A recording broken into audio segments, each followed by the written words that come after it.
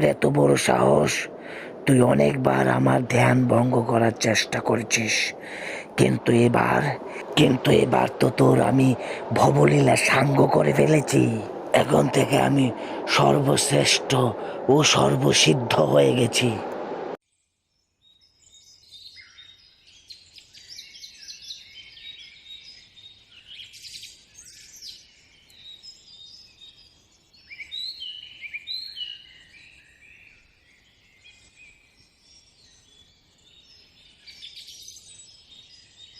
বাড়িতে কেউ আছেন? বাড়িতে কেউ আছেন? কি ব্যাপার? অনেকক্ষণ ধরে ডাকছি, কিন্তু কোনো সারা শব্দই তো পাচ্ছি না। কেউই তো বের হয়ে আসছে না। বাড়িতে কেউ আছেন?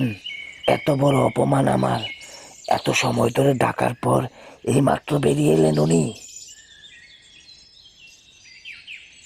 এই দেখ, অপমানের ফল কাকে বলে।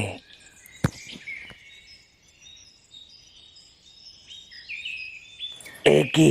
আমার সিদ্ধ করা শক্তি মেয়েটির উপর কাজ করছে না কেন? কিছুই তো বুঝতে পারছি না। হে মাতা, আমি কি আপনাকে একটা প্রশ্ন জিজ্ঞেস করতে পারি? হ্যাঁ, জিজ্ঞেস করুন। আমার জানা থাকলে আমি অবশ্যই উত্তর দেব। আমি হলাম গিয়ে সর্বসিদ্ধ মানুষ। অনেক পরিশ্রম করে, অনেক সময় লাগিয়ে এই সিদ্ধি অর্জন করেছিলাম, কিন্তু আমি বুঝতে পারছি না আমার এই শক্তি আপনার উপর কেন কাজ করছিল না। আমার সিদ্ধ করা শক্তি কি তাহলে নষ্ট হয়ে গেছে? তা আমি বলতে পারবো না। আমি ঘরে আমার অসুস্থ স্বামীর সেবা করছিলাম, তাই আসতে দেরি হয়েছে। মা, এখন আমি বুঝতে পারছি বাইরে কঠোর পরিশ্রম করে যে সিদ্ধি আমি অর্জন করতে পারিনি, আপনি সেটা বাড়িতে স্বামীর সেবা করে অর্জন করেছেন। আমাকে আপনি ক্ষমা করে দিন, আর আপনার স্বামীর দীর্ঘায়ু কামনা করছি।